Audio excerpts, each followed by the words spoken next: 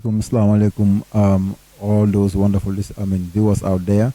We are welcoming you in In-Depth TV here on the platform with very gentle people, as you said, they are very bright.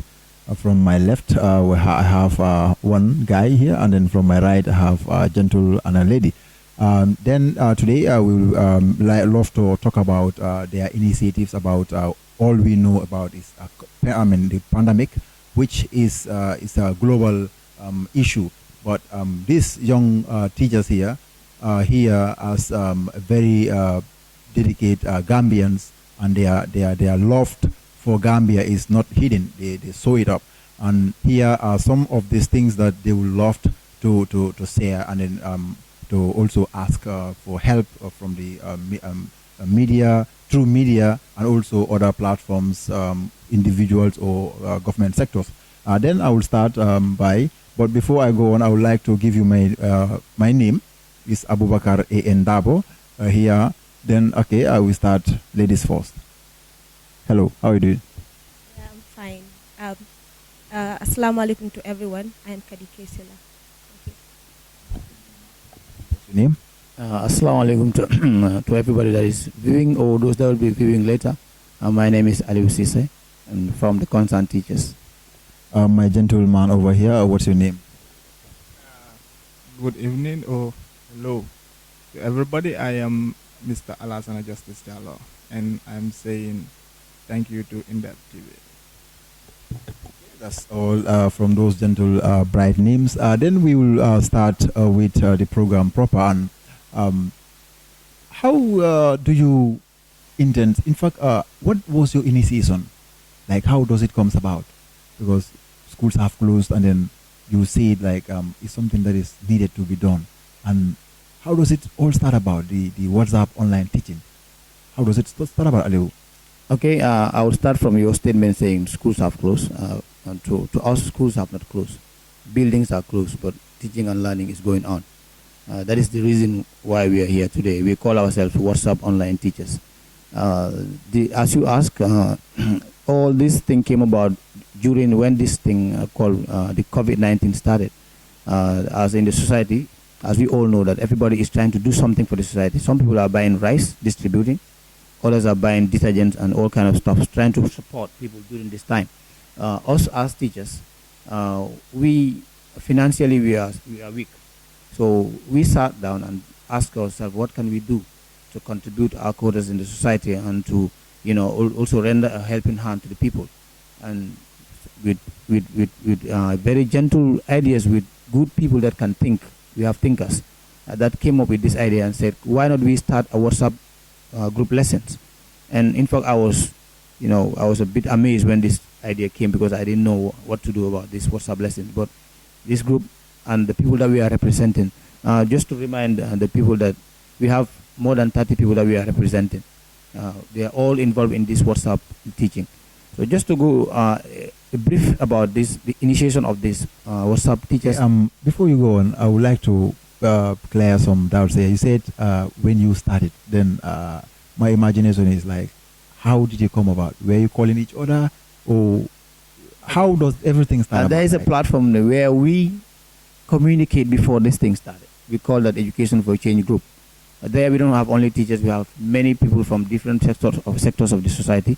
But when we started to talk about this initiation, only teachers were responding, and what they said is, let's start this WhatsApp teaching, and we did not sit as a group like this, but on our mobile phones, because we call social distancing now.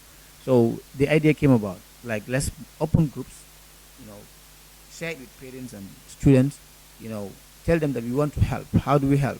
We will provide classes, normal teaching classes, through their WhatsApp phones, And at the beginning, it was not easy because many students and teachers don't know how it works. Even us at the start, we didn't have any clue how it is going to work. But after 2-3 days, things started to have a pattern. A lot of calls were coming in. These guys can attest to that. Parents, try to register their children because they don't want to see their children sitting home without, having lessons. So after 2-3 days, we have many groups. That groups were full. The first group we created was food before a day. So then the idea continued, and we have a colleague that has a radio program, and he aired this. He shared our numbers, and like let's say the whole country started to appreciate what we are doing, and then they registered their children, and that's how the WhatsApp lessons start. It's all because of the COVID-19 pandemic that brought this thing, and as of now, we have more than 1,000 students that are with us. In fact, we cannot sustain this because we don't have enough teachers to take all the students that we are with right now. So that's just a brief history about this WhatsApp lessons. Okay, that was very wonderful. But like, do you have any constraints on, because like when you started, you said a media, you have a media personnel, somebody who is on the radio. Which radio exactly was that? That is Star FM and TV. Okay, Star FM and TV. Yeah.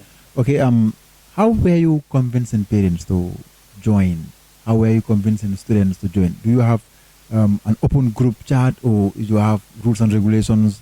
And how was this authentic? Because there are other people out there who want to know exactly how effective is this WhatsApp group. Talking about effectiveness, it is only effective the way you perceive it as a parent or as a child. Because I, as a teacher, cannot tell you how effective it is unless you join and see. And for it to be effective with you, it depends on your level of preparedness to be part of what we are doing. It can be effective with you and not effective with the other person, depending on how we approach the thing. But to be effective, it is effective. And I think with my colleagues, and discussion is not yet over, so they have also things to say about this issue. So I will leave them to also dwell on these things you are asking. Okay, where do I go? I should have asked you or him?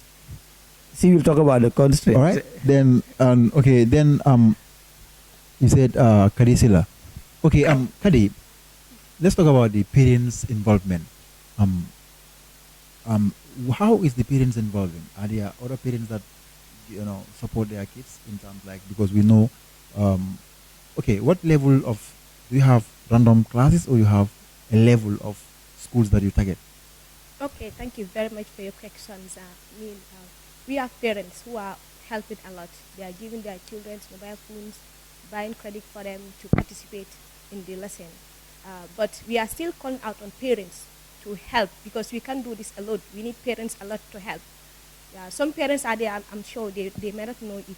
But some parents, they not always give their phones or buy credit for their children to involve. So we are calling on parents to please help and give foods to their children to at least learn something from it. And also, we are calling parents to make so they monitor their children how they are using the phone, because it also matters. Some children will be using phones on other unnecessary things. And also, we are targeting from primary 4 upwards to grade 12, because children grade 1, 2, 3 to use phone is a kind of problem for them. So we started with them, of course, with grade 1s and other stuff, but it could not move. It was not that much effective. So we decided to do the cottage at grade 4, then grade 4 upwards. That's how we do it. Okay, you have primary school, then Sure. grade 4 or grade 6? Primary school grade 4 to grade 6. Then we have junior school 7 to 9 and senior school 10 to 12. Then you guys are running a school. Sure. Oh, you guys are administrative. Oh, that's wonderful. Okay, do you have a word for parents? Because we see that Gambians, most of the case, I'm sorry, but some parents don't support their kids in terms of education. What do you have for those? What are the difficulties that you face in that aspect? Yeah, we are calling all parents, because this one we want to make it across the country. We want to get rid to the last child out there. So we are calling all parents to give support to their children and to us. They will support their children by giving them food and credit, and they will support also. Because if you support the children, you are supporting us. We are doing this for children, so we are calling on all parents to join and help us to go on. Okay, I'm prepared for the Mandinka version. I'll be back for you. Okay, and then my gentleman over there. When it comes to national development, this has played a very important role. I don't know whether you feel in your flow, the steps that you guys have taken right now. So what do you have for the Gambians? Because you are young, you should have sit at home to relax and then enjoy your money that the ministry is paying you. But what really motivated you to take up this very wonderful initiative? Yeah, thank you very much for that wonderful question. And I think before starting, I will draw your attention, the audience and the entire country, on two phrases, if I may call them. That is, it is the combination of the government and people.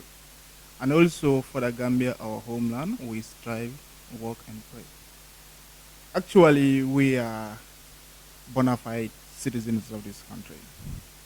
Other than this country, there is no other place we have and where we can call our homeland. So as a result, we have to innovate and we have to contribute, we have to participate in the nation building. So schools being closed or buildings being closed, as my colleague Mr. Sise rightly put it, for us we think that that is just one chapter of it, academics. We have to innovate, we have to come up with solutions in order not to be beaten or succumbed by the pandemic. This is just a minor issue when you come to academic sector. Simply, it is minor in a sense that when we come together, put our collective, come in collective with some concerted efforts, Corona will be a thing of past. We are going to consign into the Museum of History. Simply in a sense that we have come together to stand in unison and to combat it, even though it is an invisible enemy. So this is why we came up with this initiative as teachers, you understand, to see how best we help to explore the internet, to make sure that we come up with innovations, whereas teaching and learning will continue. Because we think that doing this, we are not supporting ourselves, but we are supporting the nation. We are supporting the nation. When we prepare our children mentally, physically, and academically, actually, we are building our nation and we are giving the nation what actually it requires. But if we should fold our hands thinking that COVID has come and as a result, we have no solution or no other means to resort to, actually we will become the victims of it.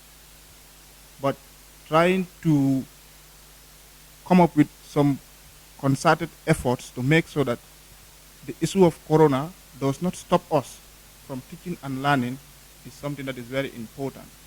And as she said, and Mr. C said, we are doing this out of national pride. We are calling on sound and sundry. Perhaps they were calling on parents, others we are calling on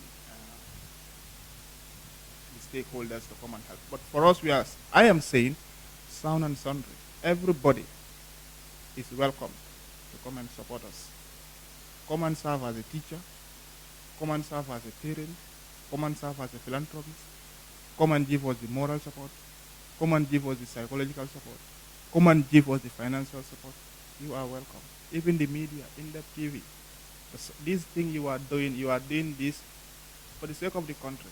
Perhaps one or two of you are here who is having a child at home, and as a result, he or she is not good. They can come and benefit. And this visibility that you have given us is not for your own self, not for our own self, but for the entire nation and the world at large. So this is a fight that we have to join hands together and make sure we do. And I think In-Depth TV has done justice to this cause by inviting us here at your own cost and give us this visibility, not only nationally but internationally. So we are grateful. And in the meantime, I wait for your questions. Okay, they are coming in bulk. I know Ministry of Education right now, if they've watched this thing and then they have to come to in-depth aid. Okay, because every nation has ministries and government bodies. Were they aware of these WhatsApp groups that you, on your own cost, you initiated? I mean, when I said were they aware, I mean Ministry of Education, sort MOPSI, were they aware of this initiative of yours? Or for the Gambia, rather? Yes, when we started this out of our own cost, and still now it is at our own cost. And we were not selfish. So ministry is having some surveillance team, which I will call it. Some of those people were part of the group, because when it was seen WhatsApp group that is related to academics, some of their staffs volunteered to join. But when they joined the group and they realized with the kind of service that we are dispensing or giving, actually it was put to the notice of the ministry at their highest level that there is a group that is operating, and it is also supporting in the teaching and learning through the virtual means. And we were, to our surprise, we were invited by the Deputy Permanent Secretary, and who expressed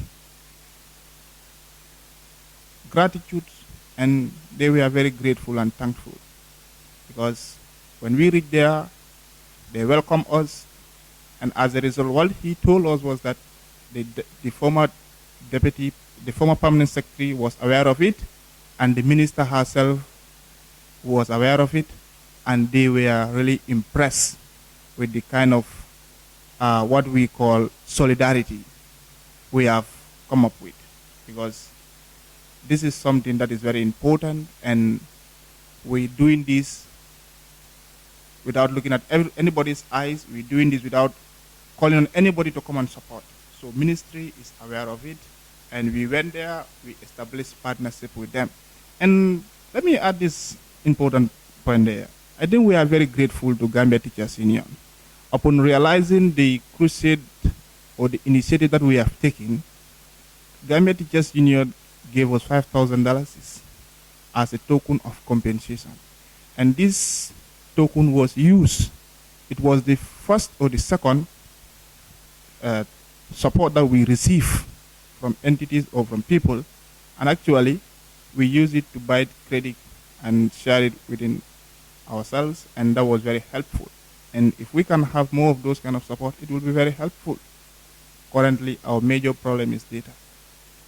We operate from Monday to Saturday, from 8 in the morning till 11 at night. Lessons are going on. And teachers that are doing this, they are doing this at their own cost. So actually, ministry is aware of it.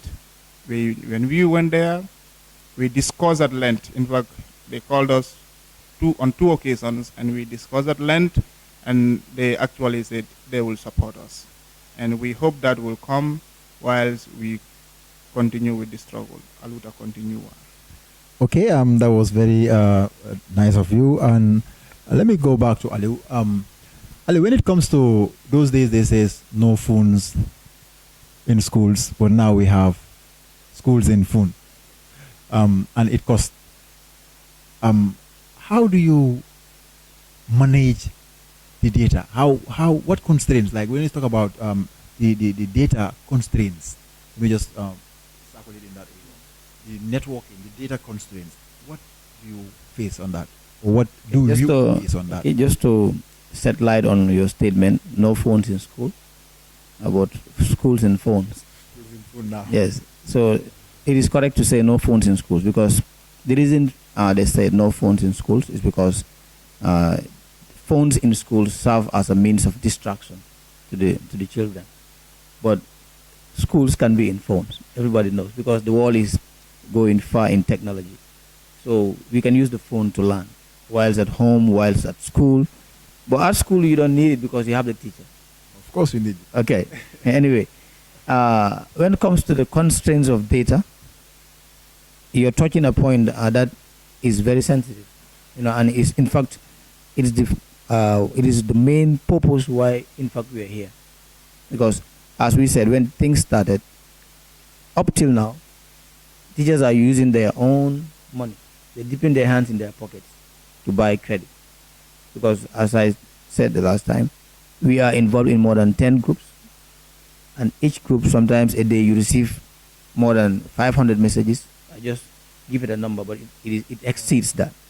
So you just can imagine how much credit you are burning per day.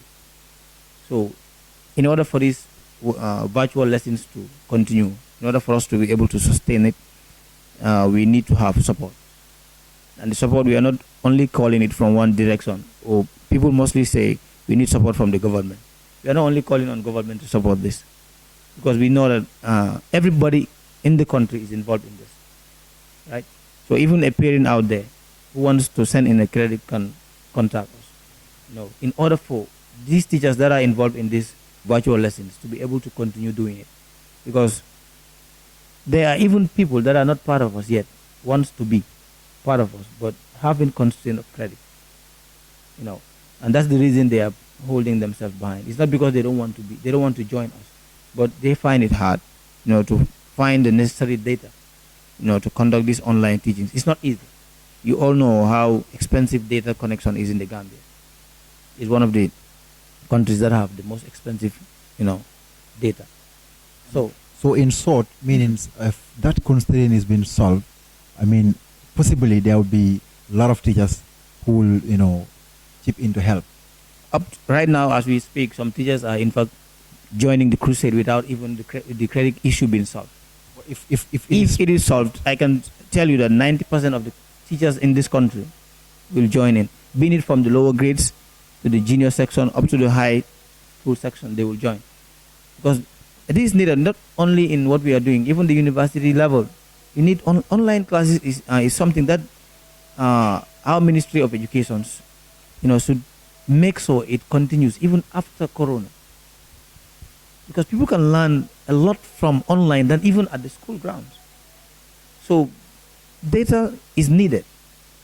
The money GTU gave to the teachers, we really appreciate it, but it's not enough to even serve us for a week.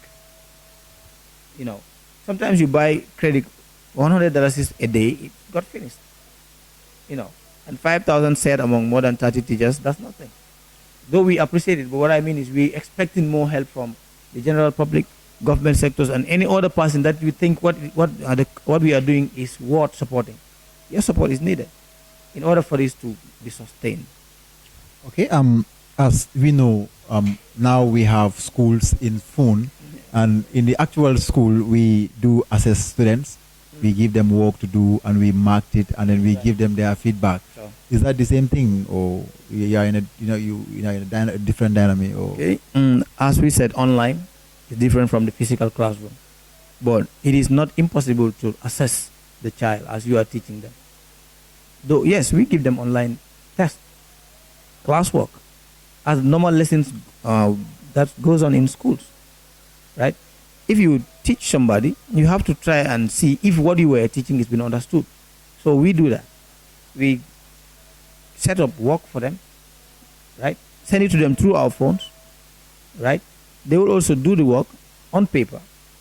They screenshot it, right, and send it back to the teachers. The teacher will review and use technological terms, to mark, what I'm saying, see whether it is correct or wrong. Everything has been, indicated.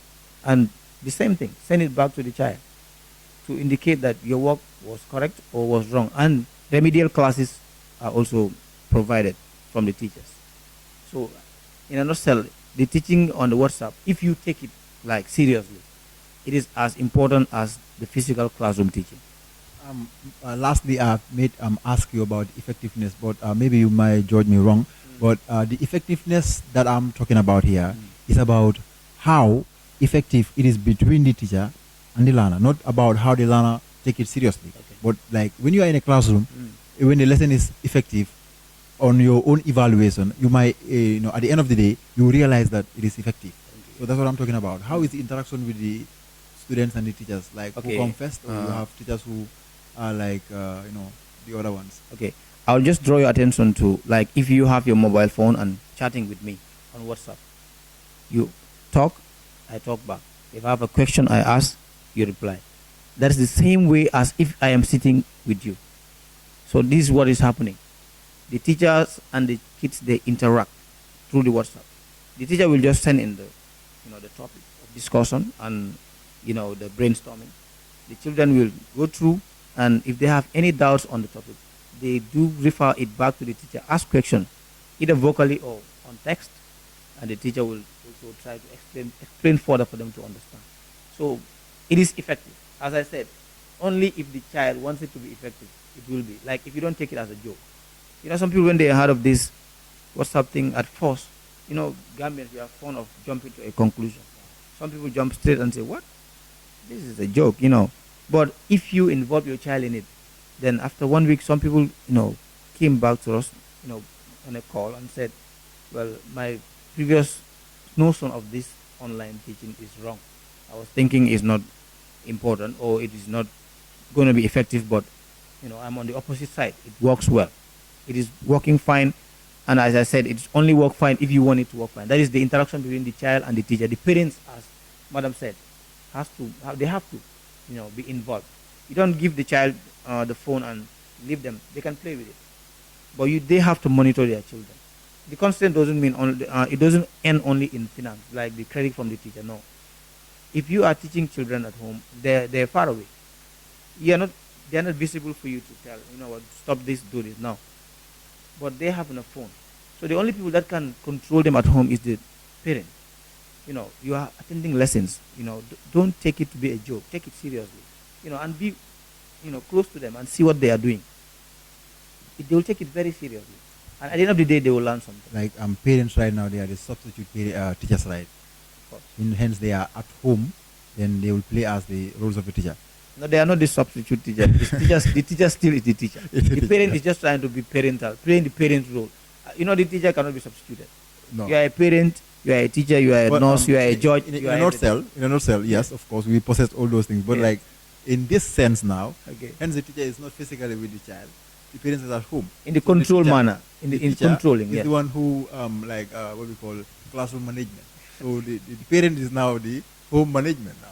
Isn't it? That is right. I concur with you in that aspect. Okay. Let's talk about. Let me. Okay. Mr. Justice.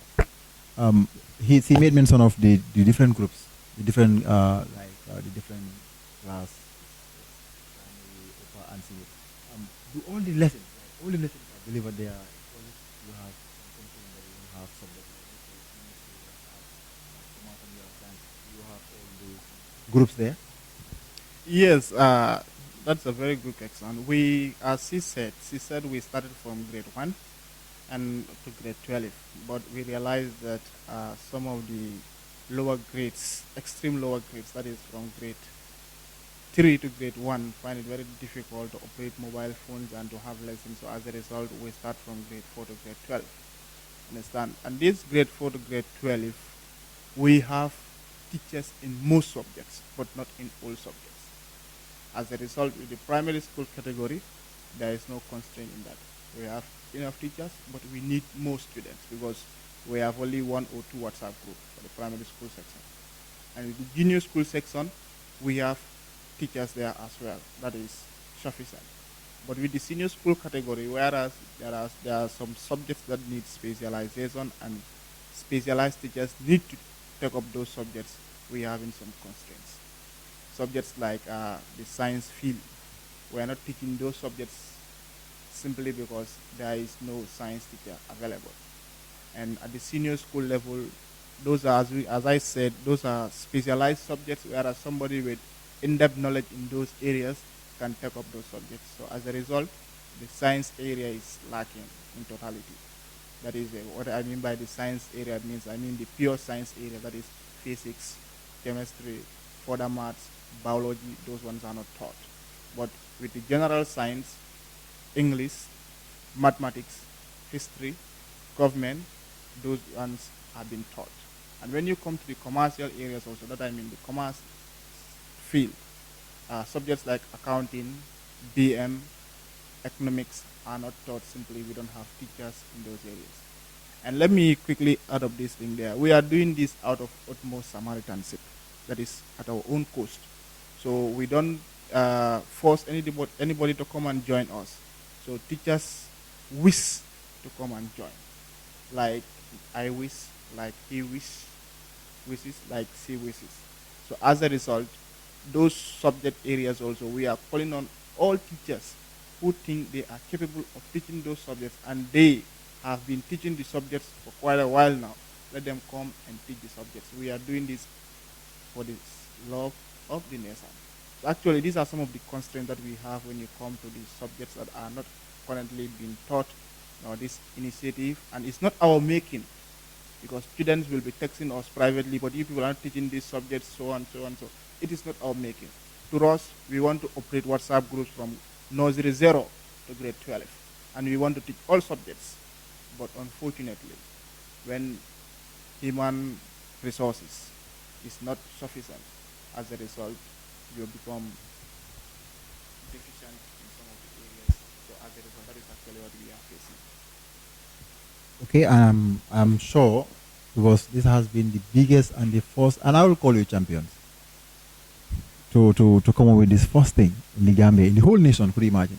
So anyway, I've heard of people doing it based on school level. Like you are having a school, you make sure you organize and have a school discussion, but not to the national level as you guys are aiming. So do you have any, let me come to this one, do you have any technical team, like, or teachers teach like that, or they plan as normal teachers do in the school, in the physical schools? Okay, thank you for your question. As the physical school, you said teachers have to prepare before they teach. So the same thing as this one also. We have a technical team where before you teach, you arrange whatever you are going to do, you send it there for vetting. So we have a group of teachers also there who will vet before you teach the lesson. That's how we do it. Very effective. Then I think the whole nation need to do something about this. As we said, I'm not a government student, but they said by the people, for the people. You complete it. Just come on. So by the people and for the people. So I think this is a very, very interesting initiative rather, which Ministry of Education, as they says, knows about it, and then they are trying to do something about it. But that doesn't stop you as an individual who is outside there looking at these bright young Gambians who are very talented and gifted, and nobody has ever give them this idea. So it is just from blue that they have come up with this, and I think they need a support. This is what rings the bells of development, and this is exactly what the Gambia need to stand firm and to do exactly for the young people who are coming up, meaning to lay a foundation for them. So what are you going to have for the sponsors, please? Because there are people who are listening and they really want to sponsor. If they want to sponsor, how can they connect you? How can they reach you? You have an email or you have a website that they can tip in? You have telephone numbers. Okay. Ladies will not give your telephone number because they will disturb you. So Ali, you can give your. Okay. If you want to chip in, but before this, I just want to talk about few things. In the Gambia here, people are fond of, talking without taking action. We have many freedom fighters, I can call them, Facebook warriors. Oh, we also have people we call, how do we call it again? People like, these youth groups that tell you that they fight against corruption or whatsoever. They want to work for their country, but it ends up in the mouth. They just talk about it. Never will they take a step. They cannot tell you that this is what we have done. They will tell you this is what we have said. And for the country to move forward, we don't need that anymore. Like, this is what I have said. No. We want people to say this is what we have done. If people start doing and, do more and talk less, we will soon see ourselves going up. But the reverse is what we are facing in the Gambia. People talk more and do less. So that's what we're trying to fight against. From here, we are not just going to stop in talking. All of us are having class after here. So that is the doing. And what we are doing right now is doing, because we are trying to tell people what we are doing so that we can have more people to come on board to do what we are doing. So if other sectors also do the same thing, like stop the talking too much and start doing, politics is dividing us. We don't want to be politicians like by, trying to against each other. Let people start now to realize that the only way to move forward, to put all hands on deck and start doing instead of talking.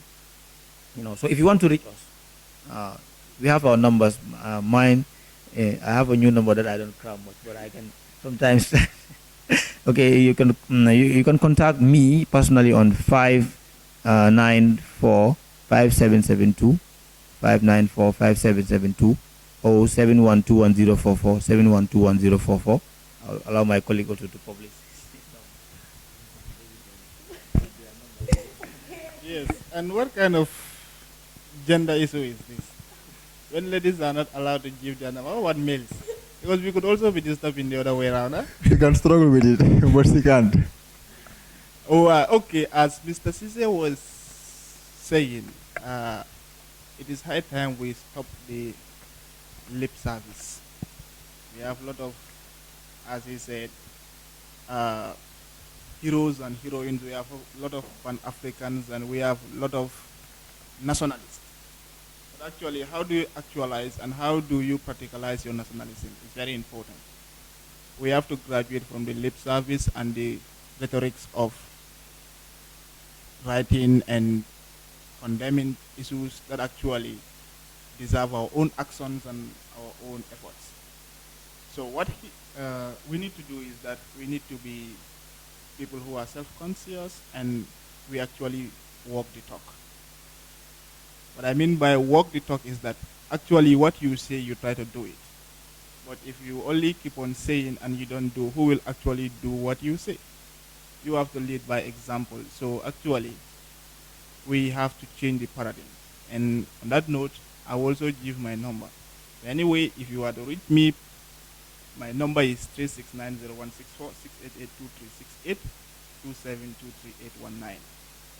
If email is also convenient with you, you can write jallojustice199@gmail.com.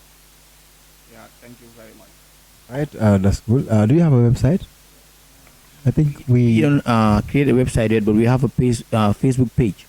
And if you want to reach us too, you can connect on Facebook and just type Education for Change. Education for Change. That's where you can see all our activities and our involvements. But we have not created a website yet. But these telephone numbers that are said and the Facebook page, if you reach us there, you can do whatever you want to do with us. So thank you. okay. That's brought us to the end of the program. Then thank you all for that wonderful viewing. And I know you have to like this because it's a very talented studio or TV which is here to support and develop in contribution to this national development. Then I think I'm the last person to say goodbye. Erin? We haven't thanked In-Depth TV. I personally want to say thank you to In-Depth TV. I think in Wolof it means some luhut, in-depth. Like dengan knowledge be the hood. So you guys are doing something very, very much appreciated. And with time, dengan seize media space. So thank you very much. Okay, I will also thank Inback TV for giving us the platform to speak. Thank you very much. I think. Then I will say to the Gambia ever true. For this edition of Education for Change on here In-Depth TV from Darboe. Thank you.